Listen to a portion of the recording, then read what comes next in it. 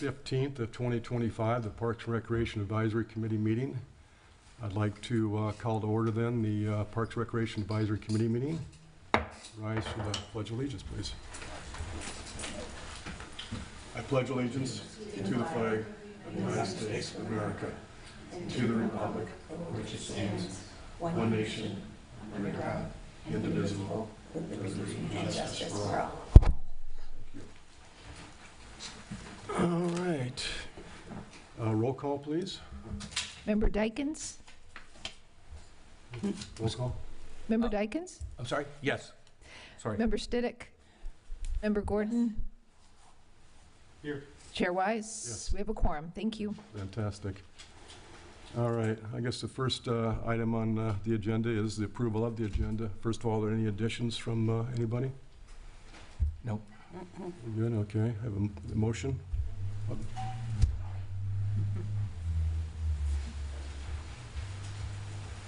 Good morning. Good morning. Good morning.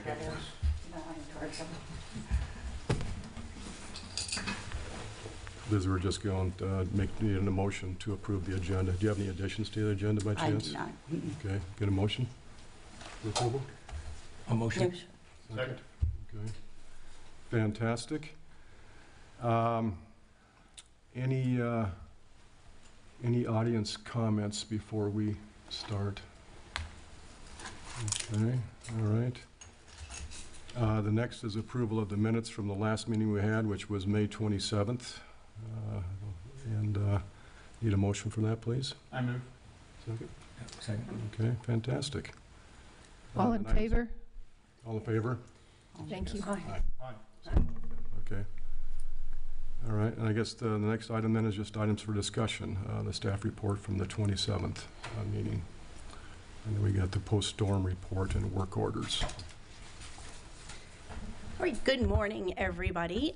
Jamie, if you could pull up the presentation, please.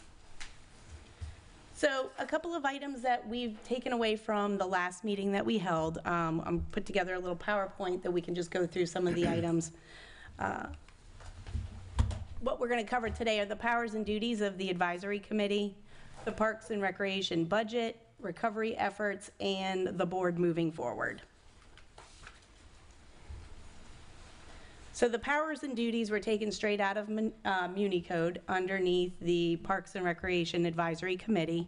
So I just wanted to touch base on a couple of things that this committee is here to advise on the protection and enhancement and beautification of city-owned property and right-of-way through all available means, including landscaping and best management practices.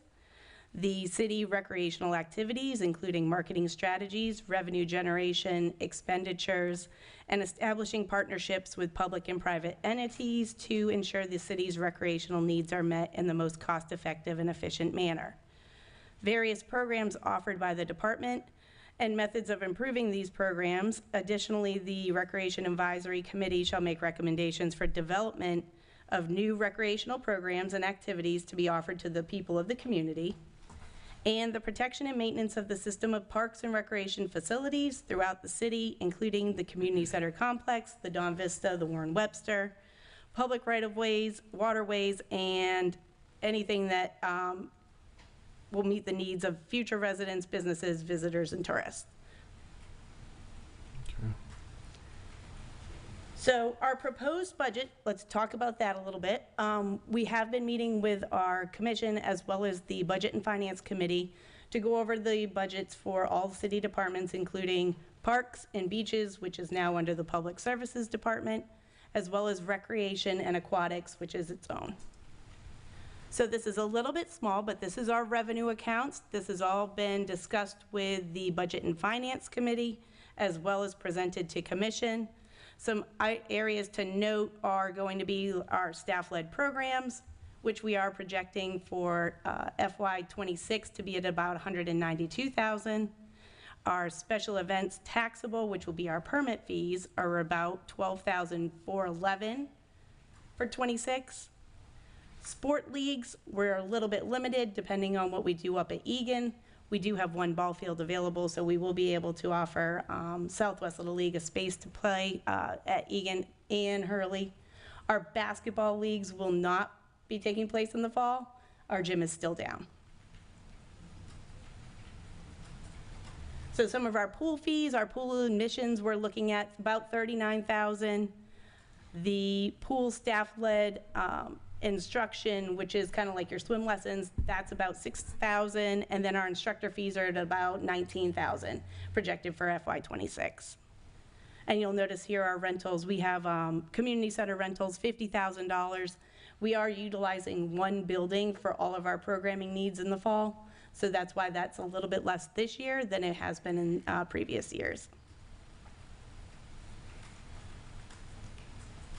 Were there any questions about any of the revenues? Yes. What are the donations? The donations in the past, Yeah, prior page, it was, there's a 70,000 and a 30,000. yeah. There it is, okay. Yeah, 70,000, 30,000. Go ahead. In the past, that's been like sponsorships, so community sponsorships. So our community club in the past has donated to our what do you call it? Our summer camp program, and that was included in that donations. It's any kind of donations from the community. Okay. So that is still an active group? The community club, Yes. that is to be determined right now. Yes, Did you have a contact there? we did, and we're still working through that. So we've kept this in the budget for right now until we kind of know moving forward what that group is going to do. Okay. Hey, Mandy, Sure. so the 2025 budget was a little shy of 32 million, correct? Yeah, the 2025 budget, yes. Okay, and looks like we're about 25 million, almost, halfway through the year. Is that historically what typically you see? I would say so. This includes everything. These are all revenue sources, not just the recreation Okay, revenue sources. So, I mean, this is everything throughout the city. right. But I would say about halfway through, we're probably down because of the storms. From what we're concerned at, from this committee's perspective, it's a little bit tracking. On the recreation side, we're tracking, yeah, we track pretty consistent right now of where we're at. In the staff-led programs, it says right now our actual is at 42,000. Well, we haven't taken into account all of the summer camp revenue that we've been bringing in. Okay, just was curious, thank you. I have a question. How much do we charge for beach weddings? Beach wedding permits, they vary depending on the size of the wedding and the location. So I want to say it's anywhere from a $25 permit fee up to about a $250 permit fee, depending on the size and the locations. Have they ever talked about increasing that? We are doing a fee study right now for all of our fees. So everything, our memberships, our classes, our summer camps, our after-school programs, our aquatics classes, everything is undergoing the fee study. So all of these fees are included. We're actually meeting with that company this week, Thursday, to kind of give them some more information so that they can move forward with that project.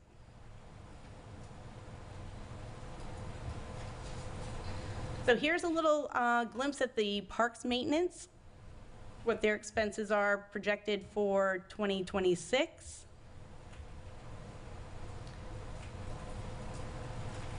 As well as our beach maintenance.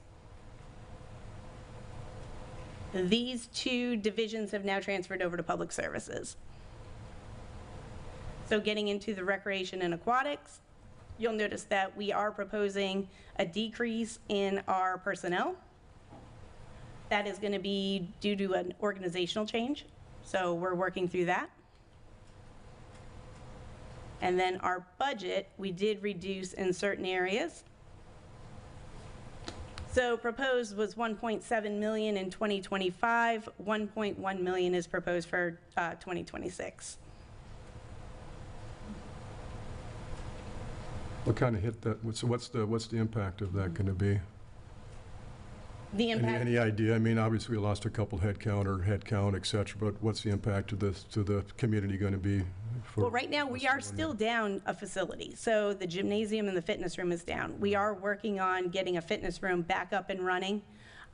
Once we do that, then we'll be able to collect some revenue again from fitness memberships. But right now, our impact is, we're down a fitness room, we're down a gymnasium. That limits our pickleball capabilities, it limits our basketball league, it limits our after-school capabilities as far as the locations. So we don't really foresee much of an impact outside of that.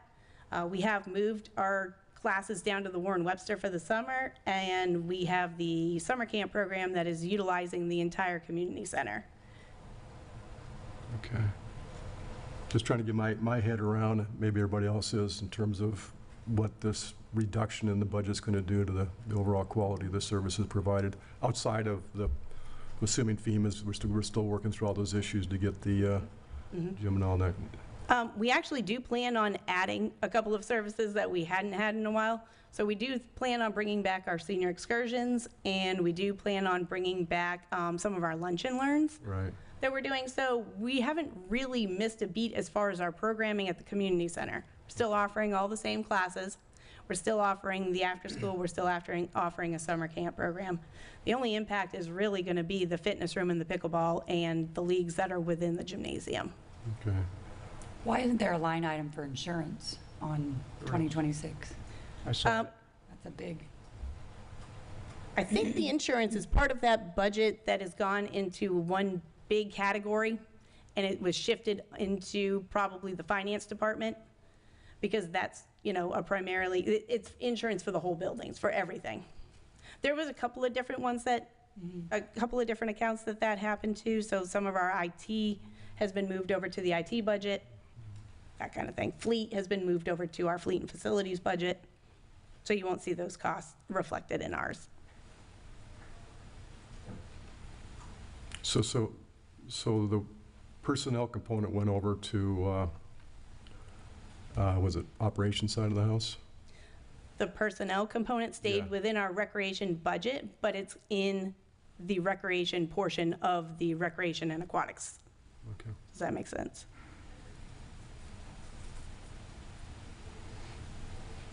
So here is where we're at with aquatics. You'll see pool admissions, we're projecting a little bit less. We are going to, it's pretty much the same there. We are adding a couple of lifeguards, part-time lifeguards, to accommodate the increase that we've seen at the pool. And that's it for the aquatics. Okay, so here are our recovery efforts as far as our parks go. So these are the key recovery milestones. In November, we did reopen the playgrounds at McKinney, Lido, and Vina. Upham and County Beach were also reopened. January, we've got some mini parks that reopened throughout the city. February, we started working on some of the landscaping at Horan Park. The landscaping replanting begins at Parks and Facilities in April. And then we were shoring up some of the mini parks, such as Sunset Park, which is heavily utilized for fishing areas, for fishing activities, in May, as well as complete the tennis court lighting project at Lazarillo Park. June, we did some stump grinding, and July, we've replaced the buoys out in the waterway, as well as we are working towards establishing timelines for building repairs and creating efficiencies within the work order system. So that's kind of where we're at with those.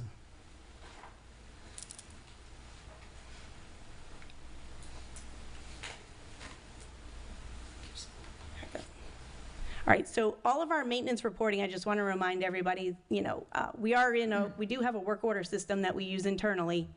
Because of the shift in responsibilities and the change in personnel moving from one department to another, we are retraining everybody on the internal work order system.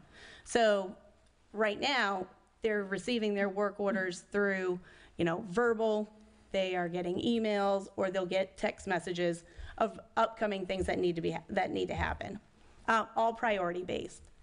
We do want to remind the community that if you do see something in a park or at a facility or in an open space, your best bet and your most accurate reporting is going to be through See-Click-Fix. So put it through See-Click-Fix, then a work order will be generated and disseminated to staff. I think I asked this last time, but is everybody familiar with how that works? I mean, is there some sort of campaign, or when you go to the landing page? I've been on there numerous times on the permitting, but I can't remember how people find this. When we originally rolled this program out, it was heavily pushed. It's something that we can probably look at reminding and adding to our homepage again. of how to go about accessing it. It's an app that you'll download on your phone. And then once you have it downloaded, it's a real simple process of going in, you snap a picture, and then you select which department you want it to go to. Yeah, it might be a good idea, because with all the stuff the last year, it's been kind of Chaotic, chaotic. yeah, for sure. And signage is good too, so if you have, you could have a sign in the restroom or on the pavilion that says if you see an Absolutely. issue, just call or click on, click fix, it's really Little easy. QR code to go ahead and automatically load it up, go to the app on your phone, won't make it easy for Yeah, people. it's that simple. And they do, it's on the website, I see it when on my Facebook feed for St. Pete Beach, emails that I get. So the website, the IT people are constantly saying, use click fix. Yeah, yeah. However, it's not perfect. So sometimes they'll click on something that they've attended to it or are aware of it, acknowledged it, but it may not get fixed. And the follow-up required or the follow-up action that's going to be taken isn't indicated. So if something is goes from a quick fix to a long-term replacement or something, it's not indicated. And that would be helpful. Plus, the question for us, since we're sort of inside the organization, is who's in charge? Where does it go? Does it show up on the desk of the actual worker who's going to go out and do it, the person assigning them? Does it show up on your desk? Do you get to see do you get to track the ones that are under your jurisdiction and watch them go through? You do. So having been in the operations manager position prior to this, the click fix requests come into the operations manager based on how we've set it up in the system. So if we know if it's a streets issue, if somebody tags it as streets, it'll go to the operations manager responsible for streets. That person is then responsible for creating the internal work order for the guys in the field to go out and make the repairs. Once that has been verified that the repairs have been made, then that operations manager should go back in, close it out through click fix, which then closes out the entire process. There's a lot of times too that if something gets coded and it isn't a city responsibility, it may be a county responsibility, we'll transfer that click fix request over to the county. They may or may not close it out immediately and then assign their own work order system in there too. So it is flawed in some areas, but we're working towards streamlining all of the operations so that it goes that way and that it's accurate reporting. Once the staff and, the frontline staff have closed out their work order, it automatically closes out that click fix. But I love the idea of adding signs and QR codes. That would definitely make it a lot easier in these, public spaces, so people to notify. Okay. So moving forward, what we are recommending as staff is continue with these biannual meetings, continue to meet in May and November, with the May meetings primarily focused around budget programs and co-sponsored events. And then with the November meetings to talk about maintenance, amenities, facilities, and the ending FY26 budget. We'll do, in this case, FY25 budget in November so that we can kind of plan and forecast better for our May meeting of what we want to prioritize. And that falls in line with the current scope of this committee. So I think that's all I have on my end. Do you all have any questions? I think the reason we're having this meeting today is the last time we all got together was, I think I was the only one who was left over from the last regime, per se, right? Was what exactly does the committee do? Because we got here, we were listed, here's the budget items and approvals, we're looking for donations, et cetera, et cetera. And how as we as a committee become more active relative to the mission and the vision of the committee? So I know, Liz, you had I know you kind of brought it up, that what are the type of things we could be doing to be more engaged? And I don't know if that's a discussion we want to have now or if anybody has any ideas, but does everybody feel like the 2 meetings is enough? No. Okay, and what would you do on this, what would you want to do on this additional Well, meeting? I think, things that the city possibly has on the agenda to improve upon, asking us if we have any opinion of that. I know that Egan Field was a big topic, and I think Mandy has maybe an update on that for us today.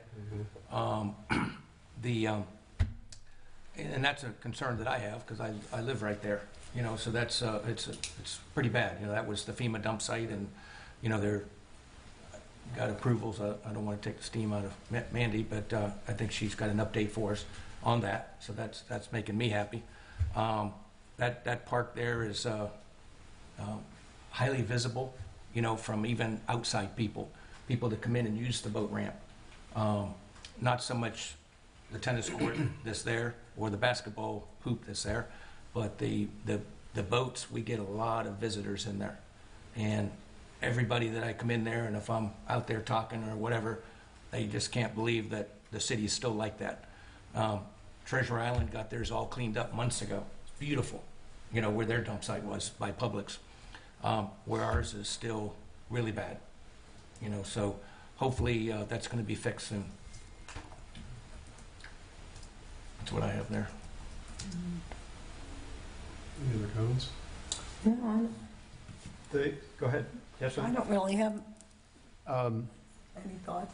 We talked last time about there's a pending request with FEMA that the city had prepared and was waiting on responses for various damage, perhaps reimbursements and things. Now, some of those had to do with the gymnasium, fitness center, and places like that, and perhaps even the Pasta Grill shuffleboard building. I don't know what else to call that. But is that accurate? Are those still pending? What's the status on those? I believe that we have received some insurance money from that. As far as the FEMA money, I think we're still working through the FEMA money portion of that. I'll let Frances Robustelli kind of comment on that. Thank you. So where we're at right now is we have received some insurance money. That update was provided to the commission, I believe, the last meeting, where we were showing them the claims that had been made and where we were on those claims. In particular to our facilities, we have received a full reimbursement on all the roof damage for all the facilities. So those are set to be replaced in the next few weeks. So we are trying to get ahead of, we're not going to make it before hurricane season, but those should be repaired rather expeditiously now. And then we had about $2.2 million in damage just in all of the facilities combined. So that includes the gym floor, the weight room, Warren Webster, all of our city facilities essentially received some damage. We're still about $500,000 apart between us and the insurance company. So just like you all deal with your insurance companies for home Imagine that. claims, they're not any easier for commercial claims. So we are working through that, and once we close that gap, that's what we're working towards. Then we will move forward with, we've already moved forward with some of the repairs, but what I advised staff was don't get too far ahead out of it, because whatever we spend is then out of the city coffers, and I'm trying to protect our cash flow and our savings to the extent I can in preparation for this next storm season. So that's where we're at with those two. And since I'm already up here, if you give me some grace on commenting on meeting, I did want to comment that I like having standing meetings, and Mandy and I had talked about, what would be that cadence and what would be the topics you could expect. But with some of our other committees, we're recommending to meet as needed. So when there is an issue of advisory nature, which I can think of one coming your way soon, is we're doing a rate study on all of the recreation offerings we have in the city. The city does subsidize those recreation fees right now through ad valorem. And so there will be some policy discussion around, what level of subsidy do you want to provide for swim services and gym services, and, do you prioritize youth and senior programming over maybe the working class that isn't on a fixed income. And so those are kind of those deep policy, community value discussions that we would appreciate your feedback. And if you want, what I need is some flexibility. So as soon as we're ready, Mandy would probably be able to give you a couple weeks' notice to say, can we please schedule a meeting and get your advice? I think that's what we're looking for, is versus coming and having the reports, this is where we're at, is getting in front of that, being more proactive and more engaged. We got 5 individuals here. We're down head count anyhow. You do have some, we got some representation for each district here, and how can you all take advantage of leveraging us? Absolutely.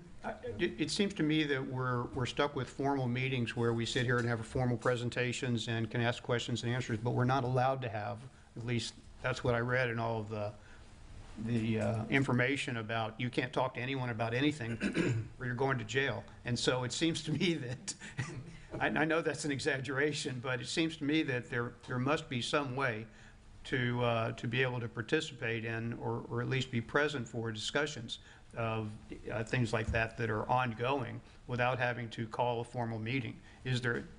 Are there other committees, or is there any other way that this is handled, or does everything have to be in a formal meeting? They do. The sunshine laws would preclude us from doing that, because you're going to have a discussion around a recommendation from a seated body in the governance structure, and so it can't happen without the majority of you present in a public forum. But we can talk individually with you. Yes, you could be individually. And you can communicate with all of us, so there's no decision-making going on. There's just sort of a communication going on. That's correct. So if that's something you're seeking, Mandy and I could work on. Well, one thing I wanted to mention is I hope you're receiving my CM Ops Weekly. We just changed our distribution format that all committee members should be receiving it. I'm seeing, okay, so. No, we're looking at each other, no. I don't believe so. Okay, so I'll correct that, because that was my direction. So that is really a comprehensive update of what happened in the city that week. It's on the website as well. Okay. But we were pushing it out purposefully to seated board members, because you're attending meetings and you might, you're probably more interested in the daily activities of what's happening in the city, especially then you could raise something if you see an issue that you're interested in, that you have advisory oversight. You could talk to Mandy and discuss, is that a topic we should call a meeting for? And as we're learning that cadence, it's good for you to be giving that feedback on where do you want to be engaged, what level, and then how are those tracking back up to the commission, and whether or not this board would like to make a formal recommendation. Perfect. While she's at the podium, I've got some more questions for you. Okay. For both of you, actually. What I've been watching, of course, drive by every day and you see what's going on, or go to the pool or whatever, and Horan Park has been receiving a massive amount of work by several people, and there have been days that I drive by in the morning and there are 2 or 3 guys out there working it, working the plants or trees or sprinkler system or whatever. And before the July 4th event, a tremendous amount of new work was done. 2 new tall oak trees were planted. A lot of maintenance was done that hadn't been done in 2 years on other trees. It's looking good and getting a lot of attention. And I suspect it's because the workers can just walk over there and work on it. But plus, I think they're proud of it, and it is our flagship park. And I like that. I think that's good. But these are probably also the same people who are working on and responsible for all of our other parks. I'll call them our named parks. We have like 5 or 6 main parks in the various districts. And what I would like to ask you is, what can we as a city and you as city staff do to spread that to other parks? And that could either be through something that's a weekly visit, or it could be a focus on this park this week or this month, and bring it up to the standards of Horan Park, so that all of our parks look good, so that the sprinkler systems are working at all of them instead of just one. The grass grows and looks good. We have the systems, we pay for them, we pay for the water, we pay for the guys to mow them, and it's not a stretch to say, hey, let's just make it look really good. So what can you and the city do to make that happen? Well, I would tell you that I think having, I've talked to Camden about this, and I think that the reason that they started with Horan Park is because it is the entryway into the city. So it's one of our major thoroughfares, so we really wanted to make that park shine. We do most of our special events out of that park. It is heavily utilized. So that was the priority park. Moving forward, I think the plan is to go into all of our named parks, so McKinney, Vina, Hurley, and Egan, Lazarillo, all of our named parks, they will take the time to go through and repair the irrigation systems. With that does cost some money. So right now, like I said, they started with Horan, but I think that the plan is to prioritize the remaining parks to get them done within the next few years, to get it up. I'd like to see that plan when it's developed, and I think everybody on the committee would like to see follow-ups on it. Additionally, with crews going, Camden said that they're reorganizing so that instead of just randomly go out and cutting and weeding or working on whatever, that they're going to organize groups to go together to a park. That's a great thing, and there may even be a supervisor there. That's an excellent opportunity each time they go to do a full look around. It's not hard. I've done it. I showed up with pictures for you of things that you may not have been aware of, and even the people in charge of fixing it may not be aware of. So that's something that I would encourage the staff to place as responsibility. I mean, they should be proud of their parks and proud of what they're doing. And perhaps there could be a way of incentivizing, encouraging that. I can tell you that there is a worker who is watching and taking care of a beautiful oak tree at, is it Lazarillo, the one by the Don Cesar area? Yes. That's Lazarillo? Yeah, at Lazarillo. And it's a great tree. It's replacing an old tree, and someone's watching that and taking care of that. I want to grab him and hand him a Chick-fil-A card or something. I want to say, hey, you're doing great, and what can we do to spread this? Well, we appreciate it. So I don't know if the city engages in things like that, but that's the kind of thing that I would donate for. Say, hey, you're doing a great job, and we appreciate it. I mentioned that tree because there was an oak tree planted at McKinney, and got no attention at all and promptly died. There was sod placed there and got no attention at all and promptly died. I even watered it some, but I'm not there every day. And so you see things like that and say, what can we do? So I would encourage you to think about that. There, I don't want to go on, but you can bring up your thoughts. But I would just like to see a way of planning to do something like that. That's what I think an advisory Parks and Rec board can do for you. And is there any way you can put it on the website so it's transparent? Like, here's the schedule, so people know. Because I can't tell you how many people think we're in charge of the jetty. And people are like, when are they going to fix Pastor Grill Jetty? And what's going on with the cell towers that they're putting on all the parks? And I was like, I don't think our committee really, and they're like, well, it's Parks and Rec, you should have something. And I think they look at us, anything that happens at parks or the rec centers or areas, they come to us first, kind of like go to you first, and then you take it to the commission.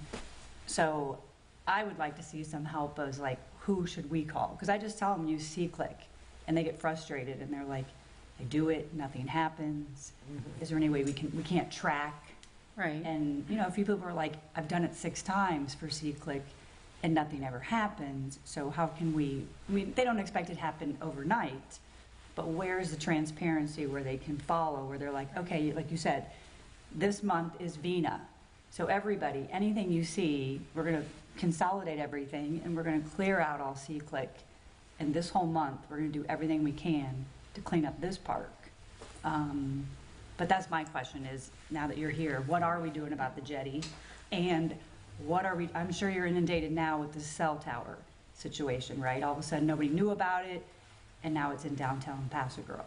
So I don't know where the city stands on that, but just in the last 2 weeks, I've gotten so many calls about the cell towers in the parks.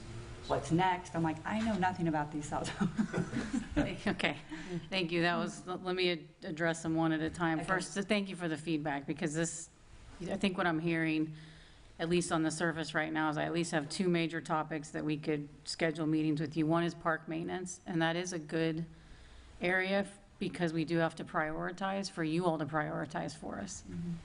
And see what the cost is and see how it cascades and how quickly we can turn to make things better, but also be advocates for staff as they're working through the project. So I will work to bring back a comprehensive presentation on what is the plan for park maintenance, how is staff prioritizing, and get your feedback.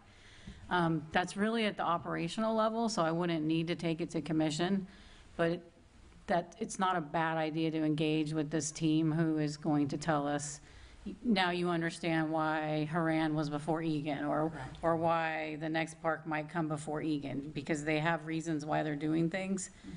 And so the more you understand, the more you can advocate to your constituents to say, this is why this is happening. Let's talk cell towers. So the cell towers are a very complex in the sense that it's hard to understand how we arrived here, but the state really legislates how cell towers may be installed, and local government have essentially been stripped of any local control on permitting, charging for those permits, as it's very limited.